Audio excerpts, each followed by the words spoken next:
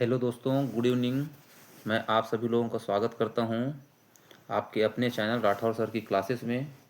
और हम लोग अपनी जर्नी को आगे बढ़ाते हुए सीडीपी के क्वेश्चन को सॉल्व करेंगे। थोड़ा सा आज क्लियरिटी में दिक्कत हो सकता है क्योंकि लाइट नहीं है और बारिश का माहौल बना हुआ है। फिर भी मैं अपने वादे के अनुसार आप लोगों के समक्ष उपस्थित हुआ हूं और मैं कुछ इम्पोर्टेंट कॉन्सेप्ट और कुछ बेहतरीन टाइप के ट्रिक्स बताऊंगा जिसके द्वारा क्या होगा, आप लोगों को क्वेश्चन को सॉल्व करने में कहीं भी दिक्कत नहीं आएगा। तो ठीक है, आप लोग रेडी हैं? अपना नोट्स, अपना पेन साथ में रखिएगा और जो मैं बोलते जाऊंगा उसको आप लोग एज अ टीज नोट्स बनाते जाइएगा। मेरा यहाँ पर उद्देश्य केवल प्रश्नों को हल कराना नहीं है, बल्कि आप लोगों को ये यकीन दिलाना कि क्वेश्चन को आप डील कर पा रहे हो या नहीं, या वे क्वेश्चन जिसके बारे में आपको थोड़ा बहुत भी नॉलेज नहीं है उसको भी हम किस तरीके से ट्रीट करेंगे और आंसर तक पहुंचने की कोशिश करेंगे।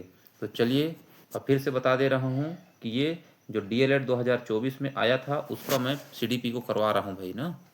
तो चलिए, तो पहला क्वेश्चन को मैं आप लोगों को शुरू करता हूं। पहला क्वेश्चन क्या बोल रहा है कि प्राथमिक विद्यालय में शिक्षण करने की सबसे उपयुक्त विधि, ध्यान दीजिएगा, सबसे उपयुक्त विधि। इन सब चीज़ों में थोड़ा सा ध्यान देना रहता है कि क्या बोलना चाह रहा है। तो देखिए यहाँ पे क्या बोलना चाह रहा है वो, सबसे उपयुक्त विधि। मतलब ये सब कुछ ठीक होगा लेकिन इसमें से हमको एक चुनना है जो कि बेस्ट आंसर होगा। देखिए क्या लिखा है, सबसे उपयुक्त प्रणाली। तो क्या हो सकता है देखते हैं। सकारात्मक प्रतिक्रिया बिल्कुल हो सकता है, सुरक्षित वातावरण बिल्कुल हो सकता है, विषय वस्तु को बच्चों के दैनिक जीवन से जोड़ना बिल्कुल हो सकता है, सामूहिक गतिविधियों का आयोजन करना बिल्कुल। ये सभी ऑप्शन सही हैं लेकिन हमको एक ऑप्शन चुनना है जो सबसे बेहतर हो। ये सबसे कठिन, सब कठिन टाइप प्रश्नों में आ जाता है कि किसको चुने। तो चलिए मैं आप लोगों को बताता हूँ, हमेशा याद रखिएगा इस बात को। इसका राइट आंसर मैं पहले बता दे रहा हूँ कि सी है, बच्चों को उनके दैनिक जीवन से जोड़ना। चलिए क्या होगा, बच्चे को हम लोग, हमारा मेन फोकस क्या होना चाहिए सीडीपी में कि बच्चे को हम हमेशा सेंटर में रख के सोचेंगे। अभी मैं अगर 30 साल का हूँ तो आप लोग भी लगभग लगभग 25, 20, 30 जितने भी साल के होंगे तो उस एज में जाके आप लोगों को सोचना नहीं है।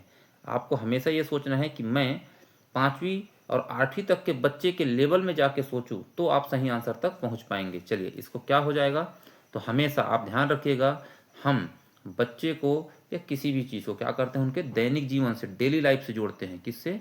डेली लाइफ से। डेली लाइफ से जिसको कनेक्ट करेंगे, डेली लाइफ से जिसको कनेक्ट करेंगे, है ना, तो वो क्या है, इफेक्टिव माना जाएगा। तो यहाँ पे इसीलिए क्या हो जाएगा, विषय वस्तु को बच्चों के दैनिक जीवन से जोड़ना, ताकि क्या हो, वो उनको हमेशा याद रहे। तो ओके, पहला क्वेश्चन क्लियर हुआ, आंसर हो जाएगा सी। नेक्स्ट क्वेश्चन में चलते हैं। पाठ्य चर्चा के विकास में आप निम्नलिखित में से किसे सबसे अधिक महत्व देंगे? फिर से वही बात आ गया, सबसे अधिक महत्व पूछा है, ध्यान से। तो ये क्लियर हो गया होगा कि सभी ऑप्शन लगभग लगभग क्या होंगे, ठीक होंगे, लेकिन हमको क्या करना है, उसमें से बेस्ट ऑप्शन को चुनना है। तो क्या बोल रहे हैं कि पाठ्य चर्चा को विकास में आप क्या करेंगे, सबसे महत्वपूर्ण, तो सीखने की प्रक्रियाएं, सामाजिक सहभागिता, विद्यार्थियों की क्षमताओं और आवश्यकताओं को। तो देखिए आपको पता चल रहा होगा कि हम सेंटर में बच्चे को रखेंगे, तो बच्चे में कौन सा रहा है, विद्यार्थियों की क्षमताओं और उनकी आवश्यकताओं को ध्यान में रखते हुए जो भी पाठ्यक्रम हम बनाएंगे वही बेहतर होगा। क्लियर हो गया? तो यहाँ से क्या सीखे, तो देखिए क्वेश्चन नंबर 51 से हम लोग क्या सीखे कि बच्चे को क्या देना चाहिए, तो सकारात्मक प्रतिक्रिया देना है, सुरक्षित वातावरण देना है, वस्तु को बच्चों को दैनिक जीवन से जोड़ना है, सामूहिक गतिविधि में कार्य कराना है। ये सब कुछ सही है, ये सब कुछ सही, हमेशा ध्यान दीजिएगा, इनको एकदम थोड़ा दिमाग में रखिएगा।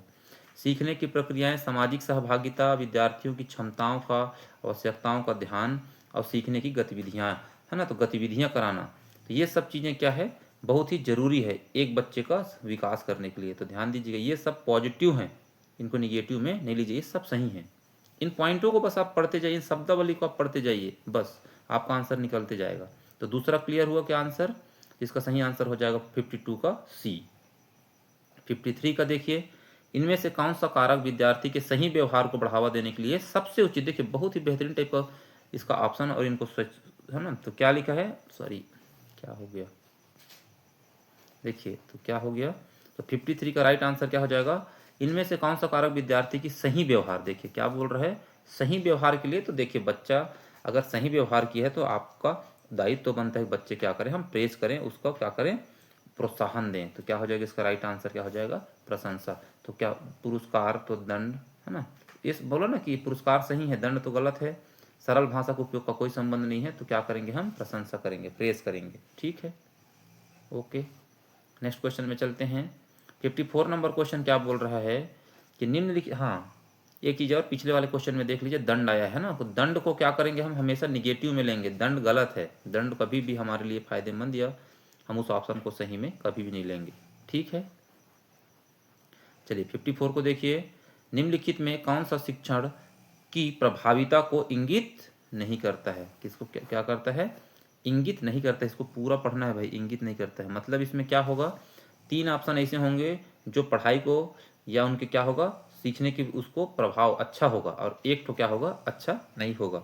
तो जो हम ऊपर ऑप्शन पढ़े हैं ना अभी, उन्हीं में से सॉर्ट आउट हो जाएगा, देखिएगा 1 सेकंड लगेगा।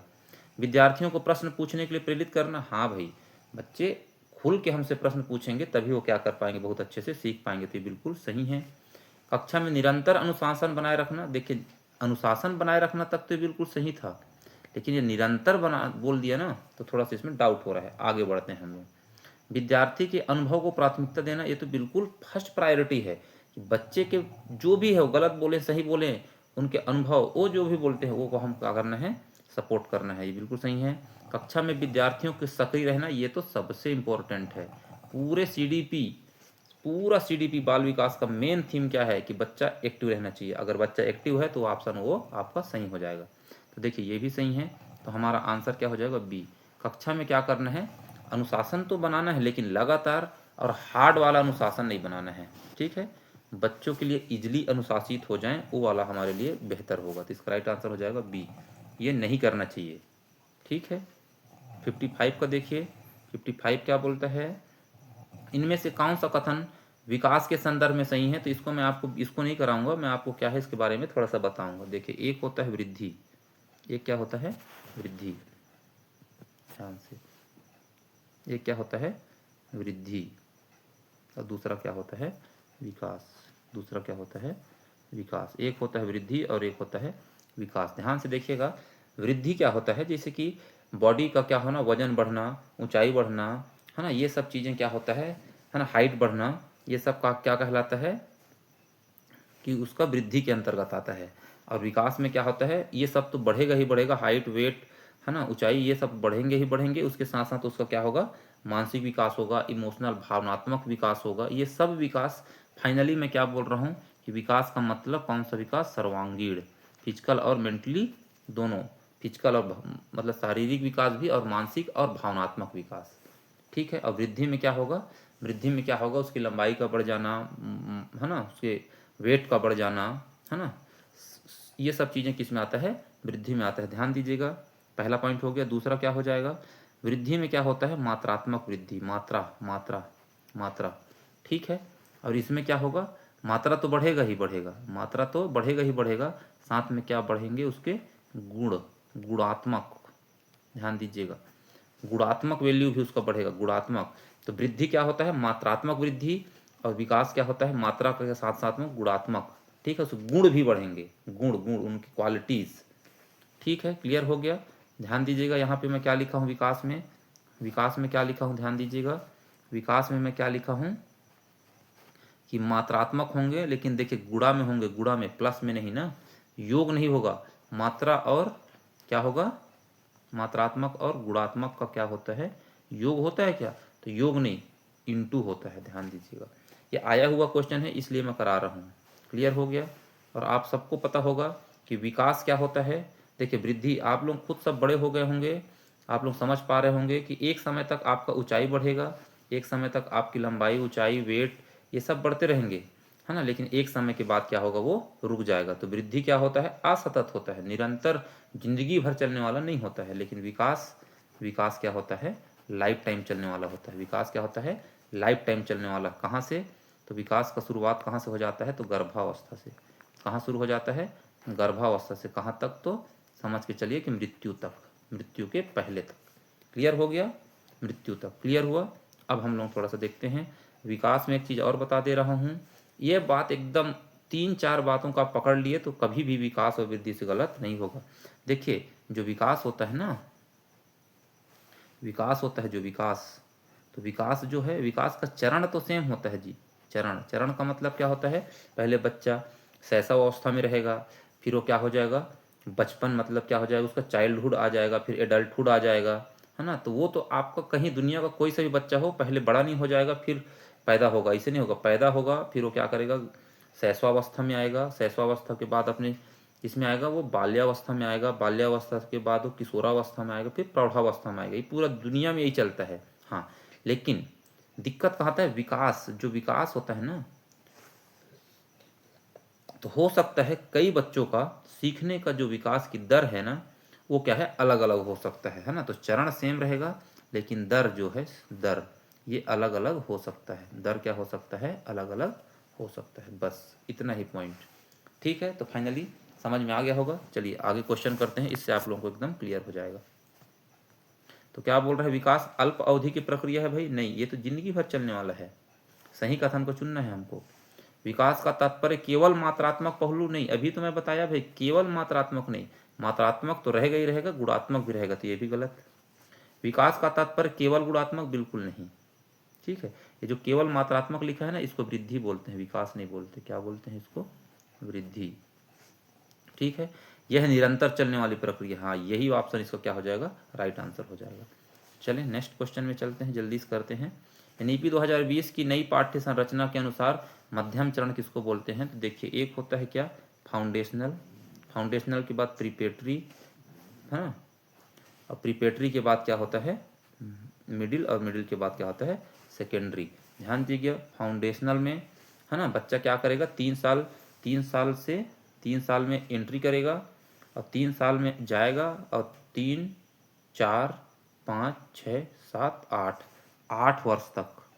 समझ रहे हैं, मतलब 3 साल से बच्चा 8 साल तक, तो कितना टोटल हुआ, 5 साल। 5 साल किस में रहेगा, फाउंडेशनल में। तो इसमें 3 साल किसके रहेंगे, आंगनबाड़ी के, 3 साल आंगनबाड़ी के, और 2 साल पहली और दूसरी के। क्लियर हो गया, 3 साल आंगनबाड़ी या बालवाड़ी के, और उसके बाद पहली और दूसरी कहाँ पढ़ेंगे वो, तो फाउंडेशनल में पढ़ेंगे। कहाँ पढ़ेंगे वो, फाउंडेशनल में पढ़ेंगे। इसको अच्छे से लिख देता हूँ।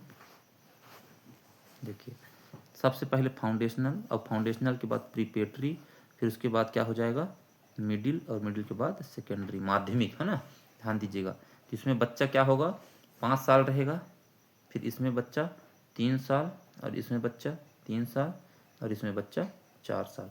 तो इसमें कौन कौन से पढ़ लेंगे, 3 साल आंगनबाड़ी के, और पहली और दूसरी, पहली और दूसरी, और इसमें तीसरी, चौथी और पाँचवीं, और मिडिल में छठवीं और सातवीं और आठवीं, और इसमें 9वीं और 10वीं और 11वीं और 12वीं। क्लियर हो गया। तो पूछा क्या है प्रश्न, हाँ, तो पूछा क्या है ना। एक क्वेश्चन और मैं आपको बता देता हूँ कि अभी तक आप पढ़ते आए होंगे कि बच्चे का स्कूल में एंट्री का समय कितना होता है, तो 6 साल।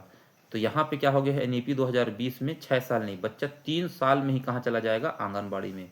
3 साल में, तो याद रखिएगा ये परिवर्तन आ चुका है भाई, गलती नहीं करिएगा। तो यहाँ पूछा क्या है मिडिल वाले में, तो मिडिल वाले में क्या आ जाएगा, 6वीं, 7वीं और 8वीं।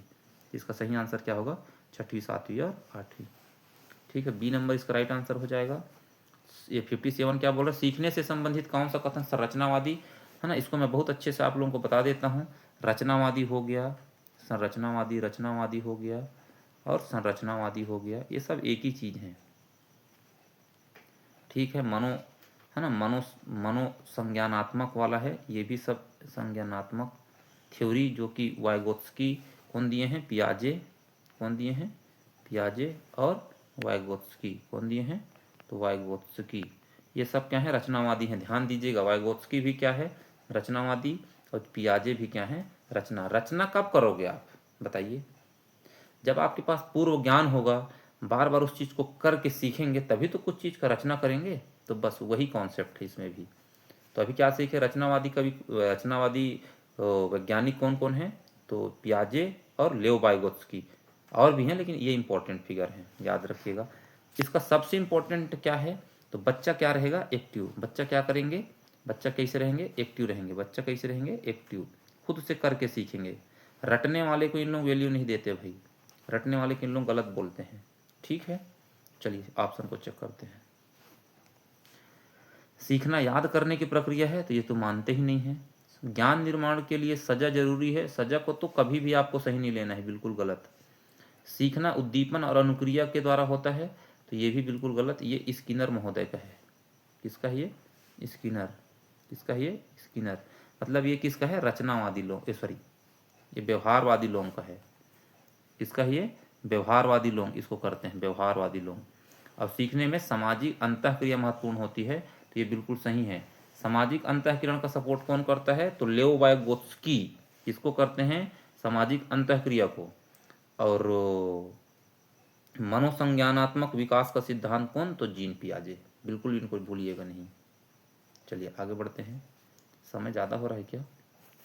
15 मिनट हो गए, 15 मिनट से बिल्कुल खत्म करेंगे भाई। बंद प्रकार के प्रश्नों के संबंध में कौन सा कथन सही नहीं है? सही नहीं है, इसको भी नहीं भूलिएगा ना। एक होता है ओपन इंडेड, ओपन प्रश्न, और एक होता है क्लोज, क्लोज इंडेड। ध्यान दीजिएगा, CLOSE है वही हो ना, तो ध्यान से देखिएगा। ओपन इंडेड का मतलब है बच्चे से कोई प्रश्न पूछे और बच्चे उसके कई सारे जवाब देंगे अपने मन से, है ना। जैसे निबंध लिखने के लिए बोल दीजिए, पशु के बारे में अपने से लिख के लाने के बारे में बोल दीजिए, अपने गांव मोहल्ले के बारे में, निबंधात्मक टाइप का प्रश्न, डिस्क्रिप्टिव टाइप का प्रश्न, है ना, जिसको लिखने का है, वो सब क्या होता है? Open ended. जैसे एक गणित का कोई प्रश्न है, उसको कई तरीके से कोई बना रहा है, कई तरीके सोच रहा है, वो सब क्या है? Open ended. इसको ना रचनावादी लोग सपोर्ट करते हैं। ध्यान दीजिएगा, इसको रचनावादी लोग क्या करते हैं? सपोर्ट करते हैं। और क्लोज इंडेड क्या होगा? जैसे फैक्ट होगा, फैक्ट फैक्ट। जैसे क्या होगा? जिला का नाम याद कर लिए, किस राज्य में रहते हो, रटने वाली। फाइनली मैं क्या बोल रहा हूँ? रटने वाला, जिसका एक आंसर होगा। ठीक है, वो सब क्या कहलाते हैं? Close ended. क्लोज इंडेड, इसमें बच्चा दिमाग नहीं लगाएगा, सीधा रट लेगा।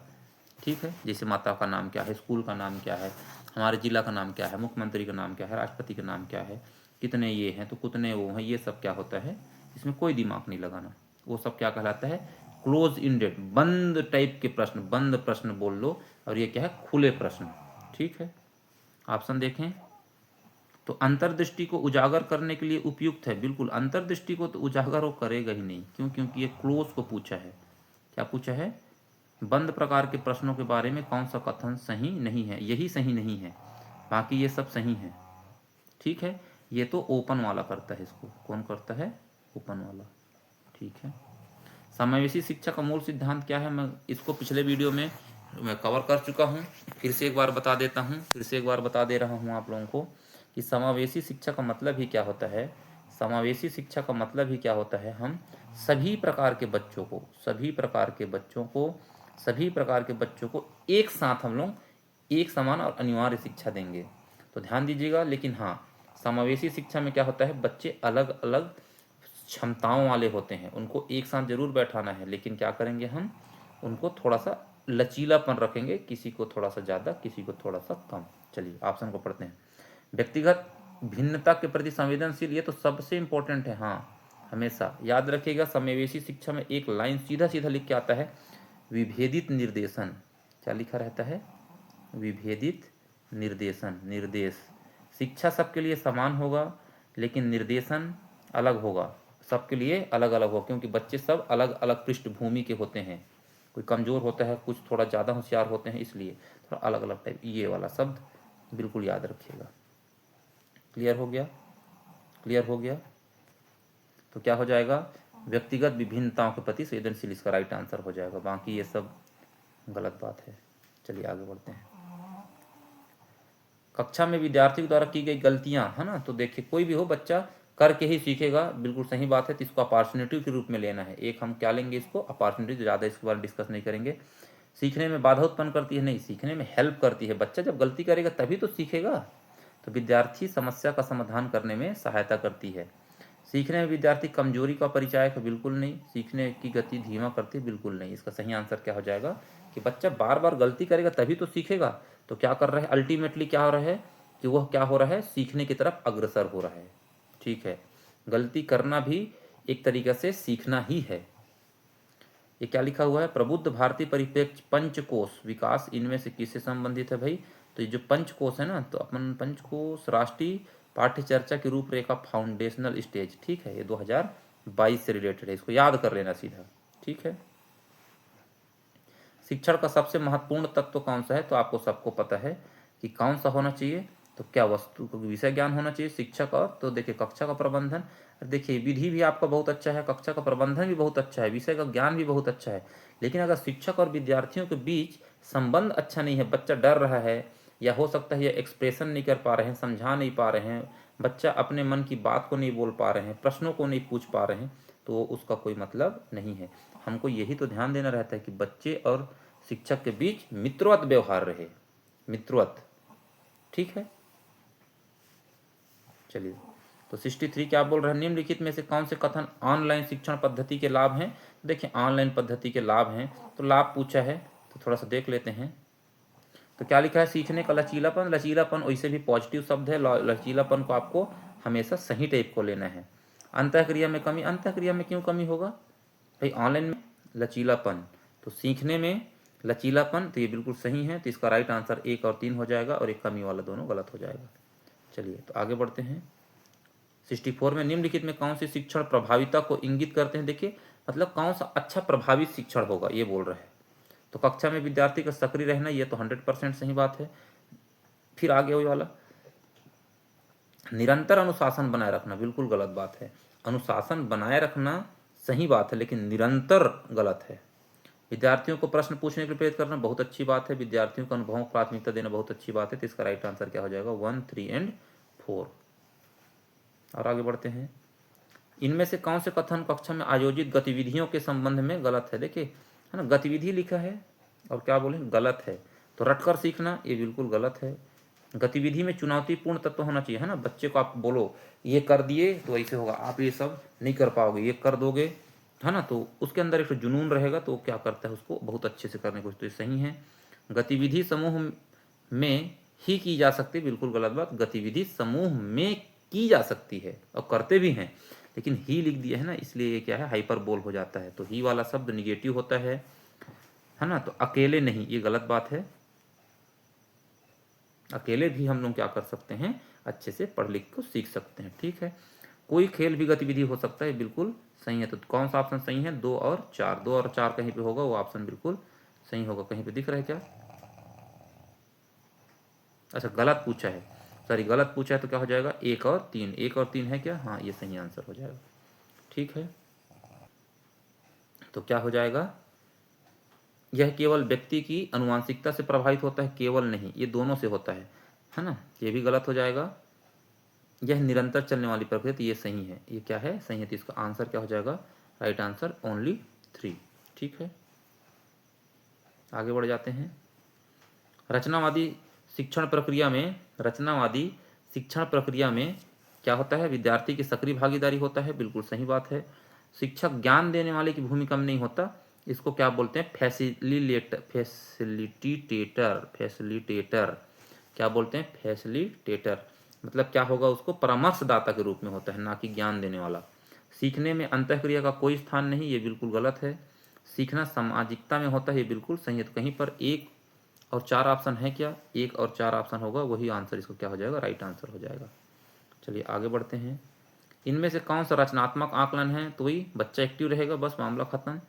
नवीन शब्दावलियों को व्याख्या करना, नहीं व्याख्या नहीं करना। बच्चों को हल करवा देना, बिल्कुल गलत है। बच्चों को पाठ में देखो चित्र बनाने के लिए कहना, नहीं, बच्चे को खुद से अगर मैं बोलता तो ये सही हो जाता, लेकिन क्या बोल रहे, पाठ में दिए गए, तो फाइनली किधर जा रही है, नकल की तरफ जा रहे थे, ये भी गलत हो जाएगा, ये भी गलत और ये भी गलत। इसका राइट आंसर क्या हो जाएगा, बच्चों से क्रियात्मक काम कराना, क्रियाकलाप कराना, यही क्या है, रचनावादी लोगों का मेन फोकस होता है भाई। देखिए वही प्रश्न घूम घूम के आया है, देखिए कितने बार हो गया। तो बस आप प्रीवियस ईयर क्वेश्चन अगर 100, 200, 300 लगा लिए ना, मैं आपको यकीन दिलाता हूँ कि आपको कोई भी शिक्षक भर्ती, सीजीटेट, सीटेट, कोई भी आपको नहीं रोक सकता। आपको 30 में 30 आएंगे, 100% आएंगे, आप यकीन तो करिए, आप क्वेश्चन को देख रहे होंगे। चलिए मेरा पूरा उद्देश्य है 30 में 30। निम्नलिखित में से सुमेलित कीजिए, है ना, इसको मैं आपको बता देता हूँ, आप इसको सीधा सीधा रट लीजिएगा, ठीक है है ना। तो थॉर्नडाइक का क्या होगा, थॉर्नडाइक का ट्रायल एंड एरर होता है, कहीं पे दिया है क्या, हाँ ये दिया है, प्रयास एंड त्रुटि। इवान पावला का क्या है, शास्त्रीय अनुबंधन है। और स्किनर का क्या है, लास्ट वाला क्रिया प्रसूत अनुबंधन।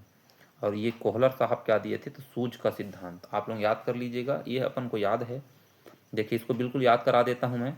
जो थर्नडाइक है ना, कभी कभी हम लोग को इंग्लिश को भी देख लेना चाहिए। थर्नडाइक का स्पेलिंग में किस से शुरू हो रहा है, देखिए टी एच से, टी से शुरू हो रहा है कि नहीं हो रहा है। जब टी से शुरू हो रहा है तो देखिए इधर ध्यान से देखिएगा,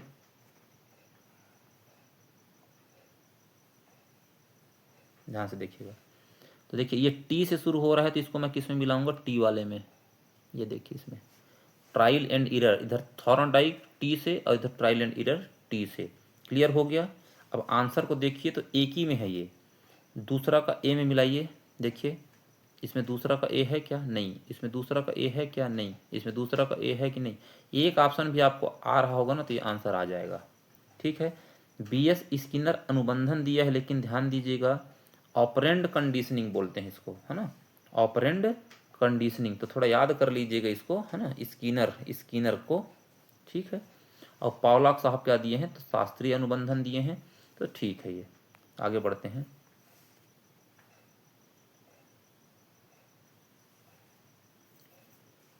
याद हो गया तो ध्यान दीजिएगा। थॉर्नडाइक का कौन सा आ जाएगा, प्रयास और त्रुटि। पावलॉक का शास्त्रीय अनुबंधन। बी एफ स्किनर का क्या हो जाएगा, क्रिया प्रसूत अनुबंधन। और कोहलर साहब का क्या हो जाएगा, सूच का सिद्धांत। चलिए आगे बढ़ते हैं। गर्मी बहुत है, लाइट भी नहीं है ना। इसको भी मैच कर, सीधे इनको मैच कर लीजिए, आप याद कर लीजिए इनको बिल्कुल। ठीक है, क्या कर लीजिए, बिल्कुल याद कर लीजिए। देखिए NEP 1984, तो यह बहुत पहले सुने होंगे, ऑपरेशन ब्लैक बोर्ड, है ना। तो ऑपरेशन ब्लैक बोर्ड में आएगा। ठीक है। और अभी हम लोग पढ़े थे NCF, ये 2022, तो ये किस में आएगा, पंचकोशी विकास में। देखिए तो बी का चौथा का बी है क्या कहीं पे, तो चौथा का बी है। चौथा का बी कहाँ पे है, यहाँ पर भी, यहाँ पर भी है, इन दोनों में नहीं है चौथा का बी, तो ये कट हो जाएगा। और 1984, तो डी का वन, डी का वन है क्या कहीं पे, हाँ, तो डी का वन एक ही जगह में है। ये देखिए इसका राइट आंसर ए का 3, ए का 3, बिना बोझ के शिक्षा NCF 2005। और 2020 क्या बोल रहा है, बहुभाषिकता। ठीक है। तो इसको बिल्कुल याद कर लीजिए, लिख लीजिए, बस 2-3 बार पढ़ेंगे याद होते जाएगा, इसमें कुछ नया चीज़ नहीं है।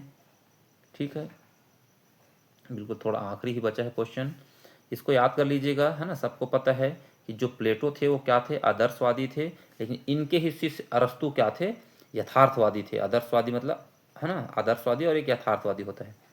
प्रयोजनवाद कौन है, तो जॉन डीवी। प्रकृतिवाद ध्यान दीजिएगा, रूसो। और भारत के परिप्रेक्ष्य में देखेंगे तो कौन होते हैं, हमारे टैगोर महोदय। कौन से, हमारे रविंद्रनाथ टैगोर, रविंद्रनाथ टैगोर। प्रकृति से, यथार्थवाद से कौन है, तो जॉन लॉक। न्याय का सिद्धांत दिए, तो इसको रख लीजिएगा, इनको बिल्कुल याद कर लेना है, इसका कोई अलग से कुछ है नहीं। इसको देखिए क्या बोल रहे हैं कि क्या करना है, कथन और कारण दिया हुआ है। शिक्षकों को कक्षा में रचनात्मक आकलन का उपयोग करना चाहिए, जिससे वे विद्यार्थियों को प्रगति का निरंतर आकलन कर सकें। बिल्कुल सही बात है। केवल वही, फिर आगे देखिए, केवल केवल रचनात्मक आकलन से विद्यार्थियों के विकास के विभिन्न क्षेत्रों की प्रगति के बारे में सूचनाएं एकत्र नहीं की जा सकती। देखिए यहाँ केवल दिया है, लेकिन यहाँ नहीं दे दिया है, तो ये क्या हो गया, 2 बार नहीं नहीं हो गया तो सकारात्मक बन जाता है। तो देखिए ये सही बोल रहा है कि केवल अगर हम रचनात्मक आकलन कर लिए तो पूरा आकलन नहीं होगा, ये बात भी क्या है, सही है। लेकिन एक दूसरे के साथ ये, उसका कारण क्या है, सही नहीं है, ध्यान दीजिएगा। तो क्या होगा इसका सही आंसर, दोनों कथन क्या है, आपस में तो सही है, लेकिन व्याख्या सही नहीं है।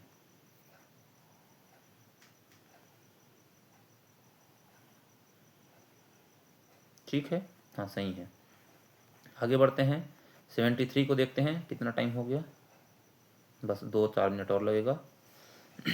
इसको देख लीजिए, क्या बोल रहा है कि अधिगम एक जीवन पर्यंत चलने वाली है। बिल्कुल, सीखना कौन सा प्रक्रिया है, अधिगम मतलब सीखना होता है, ये जीवन भर चलेगा। अधिगम के उपयोगी होने के लिए उसे जीवन से जोड़ा जाना चाहिए। थोड़ा ध्यान से देखिएगा, पढ़ते हैं।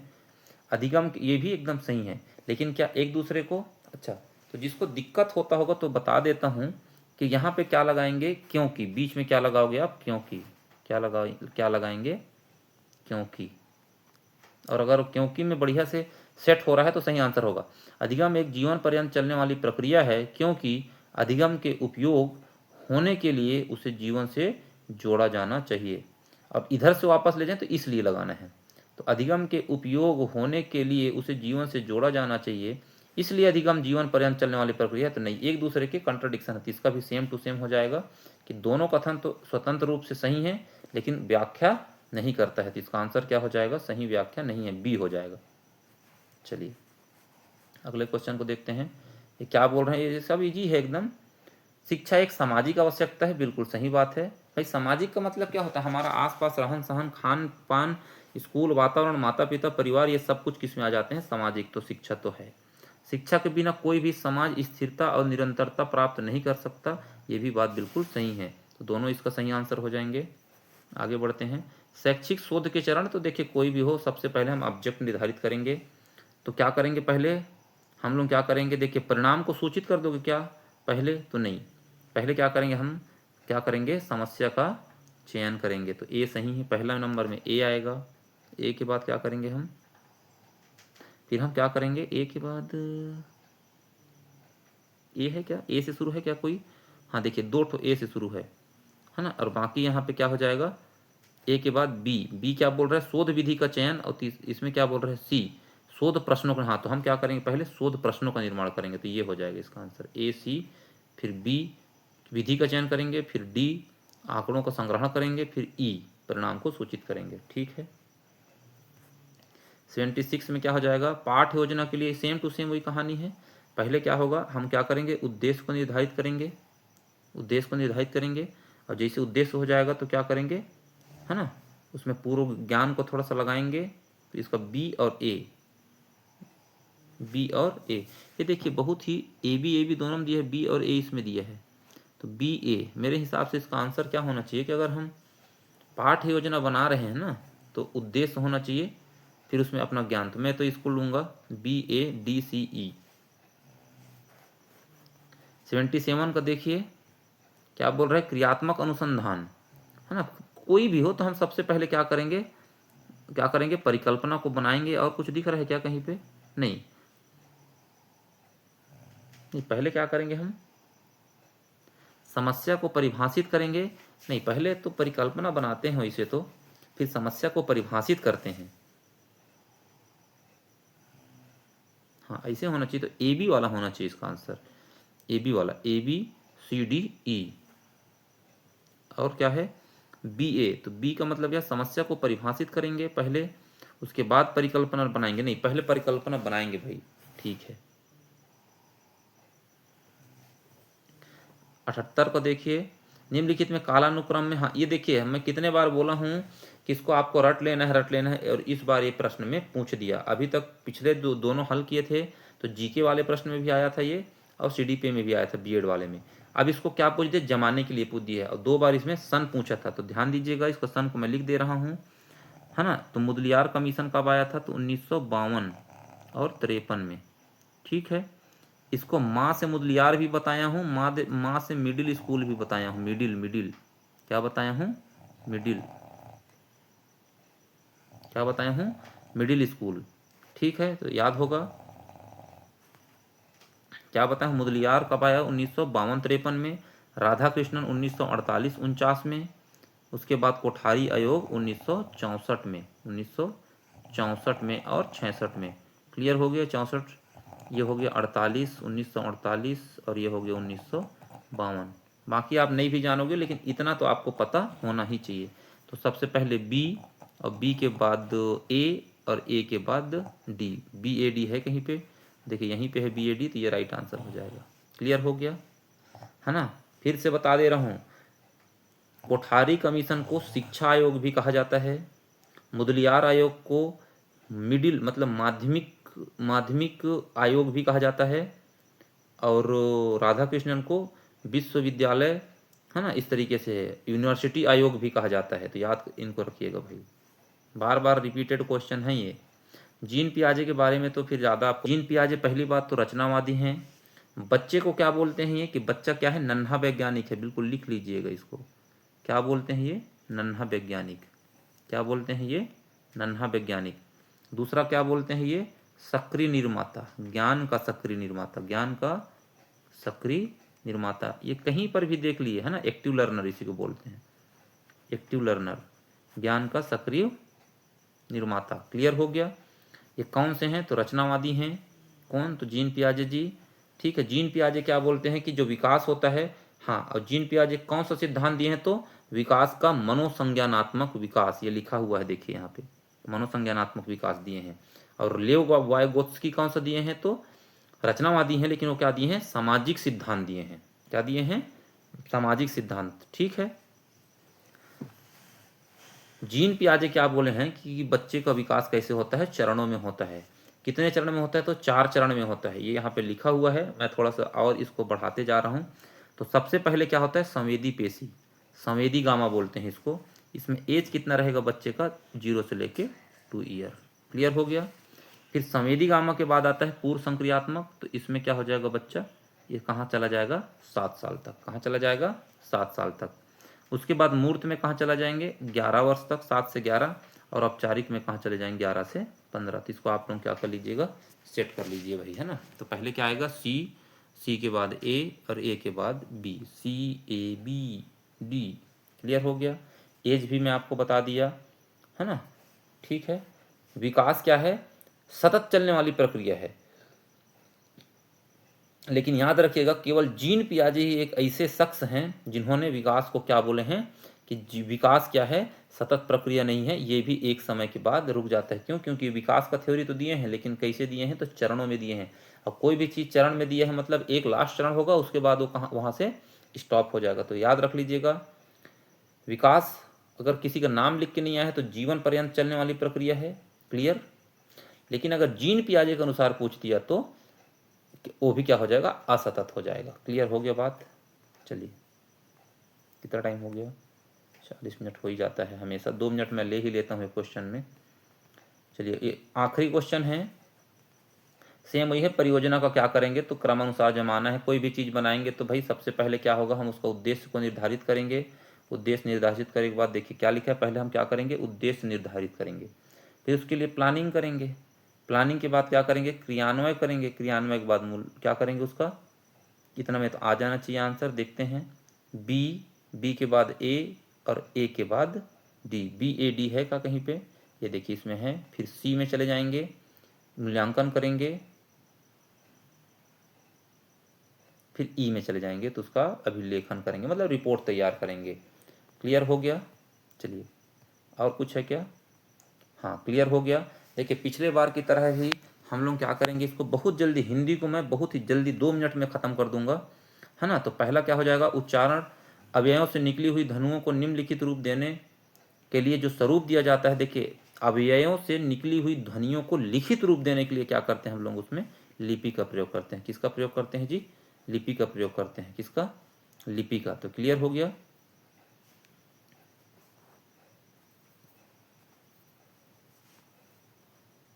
चलिए, क्लियर है। आगे बढ़ते हैं 22 में,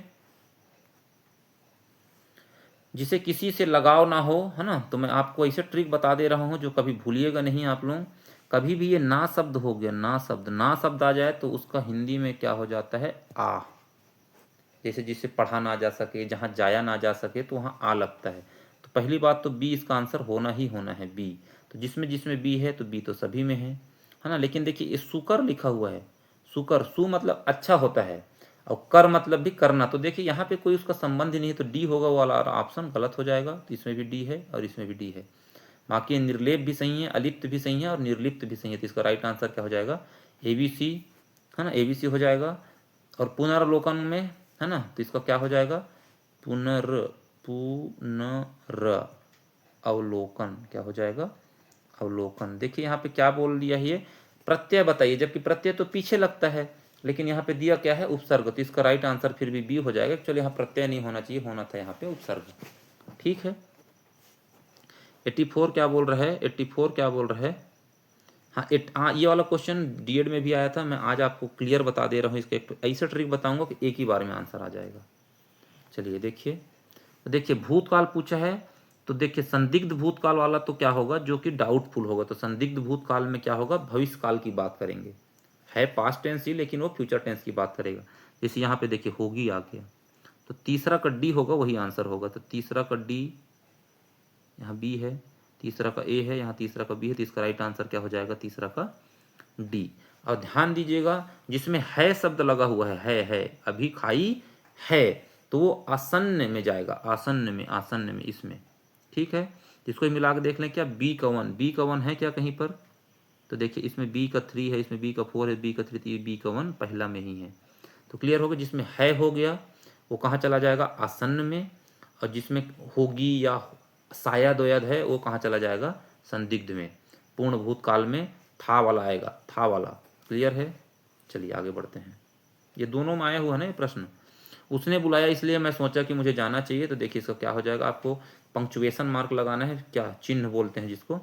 तो देखिए उसने बुलाया, हाँ, तो यहाँ अल्प विराम लग जाएगा, और इसलिए मैंने सोचा कि मुझे जाना चाहिए, ठीक है। अच्छा सॉरी, दूसरा क्वेश्चन है, इसमें क्या पूछा है, संयोजक पूछा है, तो संयोजक क्या हो जाएगा, उसने बुलाया के बाद ये इसलिए क्या हो जाएगा, इसमें संयोजक हो जाएगा। तो राइट आंसर बी हो जाएगा, ठीक है। उसके बाद क्या है, ये 87 नंबर प्रश्न क्या बोल रहे हैं, है ना। तो यही है कि ये मुहावरा है, तो क्या हो जाएगा, एक ही थाली के चट्टे बट्टे, लेकिन इसको थैली लिख दिया हुआ है, इसका सही आंसर क्या है, एक ही थाली के चट्टे बट्टे। क्या होता है, एक ही थाली के चट्टे बट्टे, तो जोड़ लीजिएगा, एक ही, फिर थाली, फिर के, फिर चट्टे, फिर बट्टे, ठीक है। उसके बाद इसमें क्या है, 88 में देखिए ये क्या है, निम्नलिखित अभिव्यक्ति के सबसे पहले बच्चों को बालू में, फिर स्लेट पर, फिर चील बिलैया करने चाहिए, ऐसा करने से बच्चे के हाथ में आवश्यक मोड़ आता है। ये दोनों सही है भाई ना, क्या है, ये दोनों सही, मतलब वो क्या बोलना चाह रहे हैं, पहले बच्चे को मतलब रेत वोत में कुछ चलाए, फिर स्लेट में लिखे, हाँ, मतलब लिखना सीखे कैसे भी करके, हाथ में आवश्यक मोड़ आता है, मतलब वो नया नया चीज़ सीखता है। ये दोनों सही है ये, ठीक है। 89 क्या बोल रहा है, बेटा ने कहा, तो हाँ इसी को मैं थोड़ा सा कन्फ्यूजन हो गया तो समय, ठीक है। तो क्या बोल रहा है, बेटा ने कहा, तो यहाँ पे अल्प विराम लग जाएगा, फिर उसके बाद हम लोग कभी भी कुछ बात बोलते हैं तो क्या हो जाता है, वो इन्वर्टेड कामा में होता है, ठीक है। तो बेटा जहाँ पे ये होगा वही, बेटा ने कहा, सॉरी पिता ने कहा, इन्वर्टेड कामा वाला देखिएगा, इसमें भी इन्वर्टेड कामा नहीं है, इसमें भी नहीं है, इसमें भी नहीं है, इसमें, ठीक है। उचित वर्तनी, तो सहानुभूति लिखना है आपको, तो थोड़ा सा लिख के देखते तो हैं सही होता है कि नहीं, मेरे से भी बनता है कि नहीं। सहानुभूति ऐसा लिखा हुआ है क्या कहीं पे, देखिए तो गलत, नहीं सही है, सहानुभूति वही तो सही है लग रहा है, ये भी गलत, सहानुभूति उसमें बड़ा ही कहीं लगा दी इसलिए गलत, ये इसका राइट आंसर क्या होगा, सहानुभूति, ठीक है। तो 90 क्वेश्चन हो गया भाई, समय कितना हो गया है, 45 मिनट, है ना। तो हो ही जाता है 30, 40, 50 क्वेश्चन, हम लोग कितना क्वेश्चन कर लिए, 40 क्वेश्चन, तो 1-1 मिनट लगा है, तो उतना समय तो लगता ही है। तो ठीक है दोस्तों, आप सभी लोग इस वीडियो को आराम से देखिए, जिन बातों को मैं बोला हूँ आप यकीन मानिए कि आपको बहुत बेनिफिट मिलेगा। आप प्लीज़, मैं मेरे कहने में आप लोग इन पॉइंटों को याद कर लीजिए, आपके प्रश्न में डेफिनेटली आप दूसरे से कम 5 से 7 नंबर बिना किसी मेहनत के इन्हीं वीडियो से आप लोग आगे बढ़ जाएंगे। आप देख लीजिएगा, आपका सिलेक्शन को कोई नहीं रोक सकता, क्योंकि मैं भी ये सभी, और हाँ एक बात और बता देता हूँ, ये सब एग्ज़ाम मैं देता हूँ और फिर भी मैं आप लोगों के साथ दूंगा, मैं सब क्वालिफाइड हूँ, उसके बाद भी मैं दूंगा, ठीक है। तो इनको आप बढ़िया से देखिए, और जो जो बात को बोला हूँ नोट करिए। अगर आपको वीडियो अच्छा लगे तो लाइक करिए, दोस्तों के साथ शेयर करिए, और अपने जितना भी सोशल मीडिया जिसमें भी है इधर उधर शेयर करिए, और चैनल को बड़ा करने की कोशिश करिए। और मेरा नंबर हर वीडियो में दे दिया हूँ, है ना। तो 6005155037, उसमें आप क्या करिए, कुछ भी दिक्कत होता है और ये लिख के भेजिए कि आप किस एग्ज़ाम का तैयारी कर रहे हैं, ठीक है। टेलीग्राम को ज्वाइन कर लीजिए। ओके, अभी के लिए बस इतना ही, अपना ख्याल रखिए, good night, all the best.